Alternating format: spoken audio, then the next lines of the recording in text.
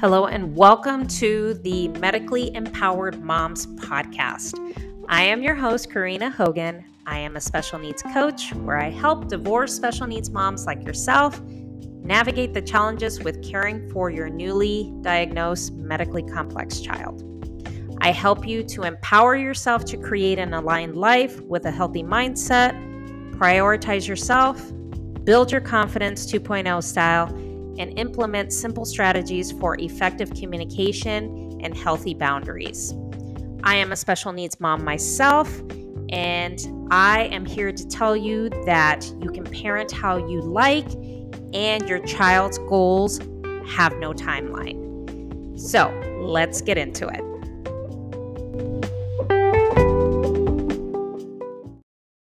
Hello and welcome back, wonderful mamas. So, hope you guys are having a great week. I have officially recovered from COVID. So I am back to 100%.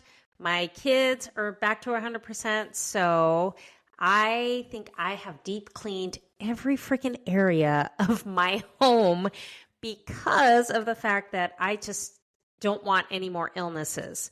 I hate when my babies are sick, especially me being a mom of a medically complex child. You know, these illnesses are no joke. So I hope you guys are having a wonderful start to your week. And it is a rainy just day here in Chicago. It's just kind of gloomy. Just doesn't make you want to do anything, really. So in today's episode, I wanted to talk about communication and barriers that could prevent you from communicating effectively. So, communication when you're a special needs mom is super important. And just any type of communication that you have with anybody on any type of level is important. It's important to communicate what your child needs, what some of the wants can be, and some of the things that are crucial and important to not only the care of your child, and you per se as the mom of your medically complex child as that caregiver. So wanted to give you just a few ways that you can kind of break down the barriers of any communication that you're ever stuck with. So the first type of communication is always with your child's medical team. Now, me being a healthcare worker, we use a lot of medical jargon that people do not understand, okay? And sometimes as healthcare providers, they have a tendency of not really breaking down what they're saying as far as when they're giving you a clinical diagnosis, giving you results to any diagnostic tests, lab tests, things like that, and just breaking down all that medical mumbo jumbo shit and putting it into a language that you can actually understand. And I know that for me, it's easy to kind of piece out what they're trying to say, even though sometimes I don't understand all the medical mumbo jumbo that comes out of their mouth because I may be a healthcare worker. However, there are certain terms that are foreign because it's not something that we use in radiology and in CT as my industry. So what's important is when they give you some kind of diagnosis, like results to lab tests, diagnostic testing, whatever the case may be for your child, always say, I'm sorry, I'm not familiar with this. Can you explain this to me in terms that I can understand? Okay. So sometimes we as moms, they spit out all this stuff and we don't know what the fuck they're saying. Okay. And in your mind, you're like, I don't even know what they're saying. I can't understand this. So it's easy to just go, okay, and not think about really what's going on. So what I would ask you is just to take a pause. And if it's something that you don't understand, say, I'm sorry, I don't quite understand these results, or this diagnosis or what you have just communicated to me, can you explain it in terms that I can understand? And I'm pretty sure 9 times out of 10, they can break it down and really explain what it is that they're trying to communicate with you. So it's very, very important that you understand any results of, testing, any diagnoses, anything that your child needs, whether they need to go for a test, just any type of communication that you have with your child's healthcare team. Okay, that's super important. Now, the second way as far as communication could be with your child's school when it comes to IEP meetings and, working with therapists and just anybody on that IEP team as far as the services that your child receives.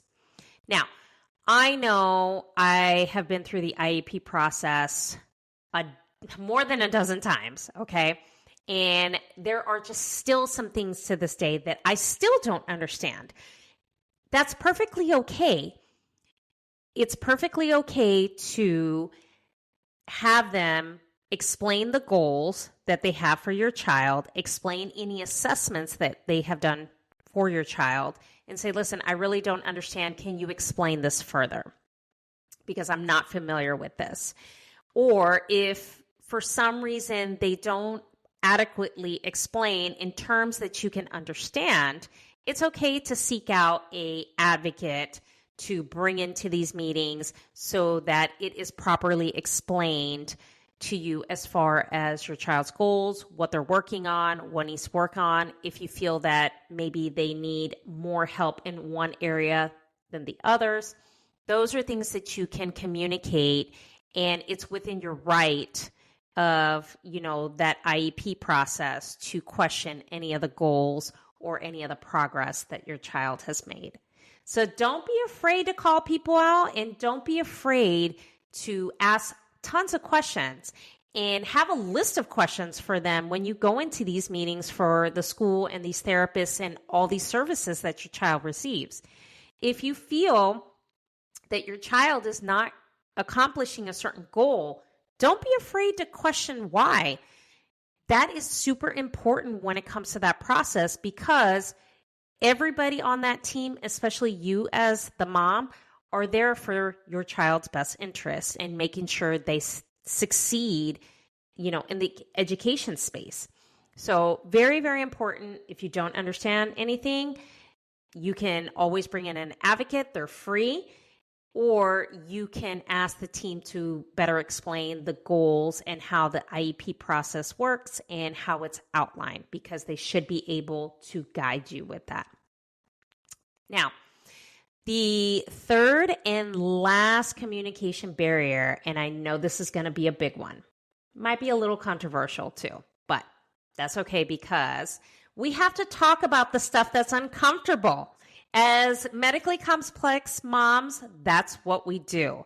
You can't grow and succeed when you're in your comfort zone and in a comfortable place. Doesn't work that way. So the last communication barrier that I think as moms that we experience is communication with the other parent. Yes, we are going to talk about that on this episode. Communication with your other parent is something that is essential. It is something that is needed, and it's very crucial for your child's well-being and best interest. Now, if you're like me, where you have a difficult other co-parent that can make things very challenging, especially when they participate, but they don't, and they don't want to participate in the important things that is going on with your children. It can be very difficult because there could be a lot of anger and resentment when it comes to things like that. It's perfectly okay to feel angry and to have those feelings. However, what we need to remember is that we're expressing concerns and things about the children, and to make sure that we keep all communications only about the children. So this is what I want you to take away from this.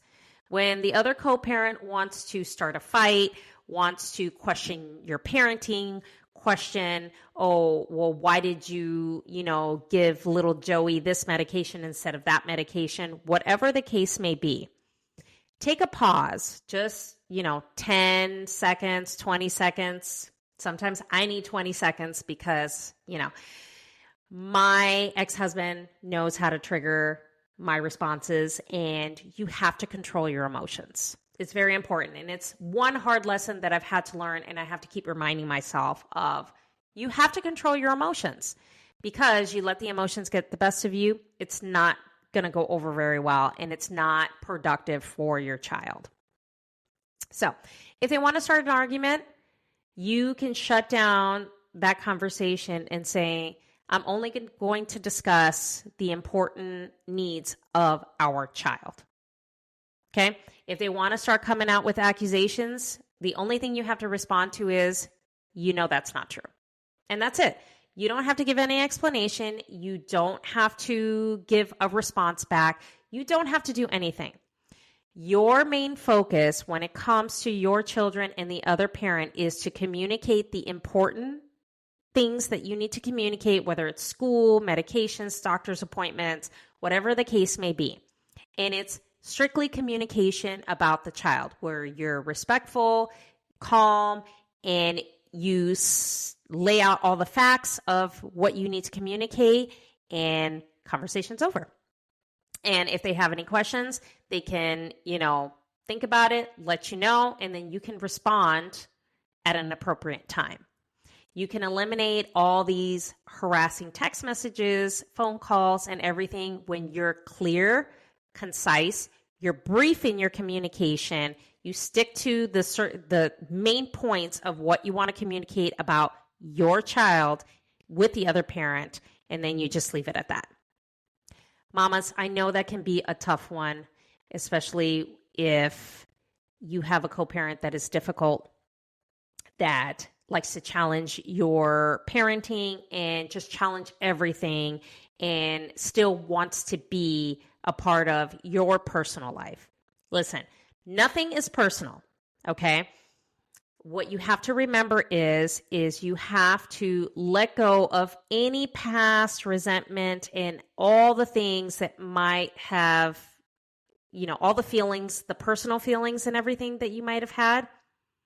That doesn't matter anymore. What matters is co-parenting effectively and communicating effectively for your child, for the best interest of your child and the well-being of your child. All that other shit, you can just go ahead and shut that shit down, okay? All they're trying to do is get a response out of you in trying to trigger negative emotions and negative interactions with you. You just shut it down and say, I'm only communicating about our kids. That's it, or the conversation's over, okay? So that's how I want you to approach it. And it's nothing that is mean or derogatory towards the other co-parent. It's basically you're setting a boundary for yourself that you are not going to engage in this type of interaction. The only interaction is a positive, calm about your child and the important things that need to be said about the child. And that can also be implemented in communications with the child's physicians, the medical team, the school. You can also adopt those principles into that too. If you feel that somebody's out of line, disrespectful, you can say, listen, we're sticking to this topic. This is what I want to discuss. I don't feel comfortable. And you can shut down all negative communication, bring it back and reframe it to more of a positive, or just stop the conversation altogether if it continues in a negative light.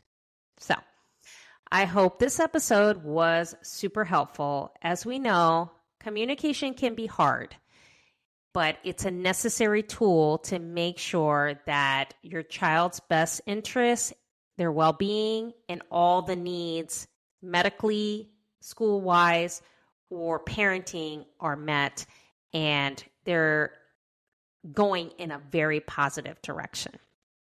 So I hope you guys have a wonderful week. Make sure it's positive with a lot of stuff. Make sure you do something for yourself too. Okay. As moms, we always forget that. So I can't wait for next week's episode. So I am so passionate about this podcast, and I just love bringing these episodes to you guys every single week. So hope you have a fabulous week. Make sure to stay positive and fabulous, and I will talk to you guys next week.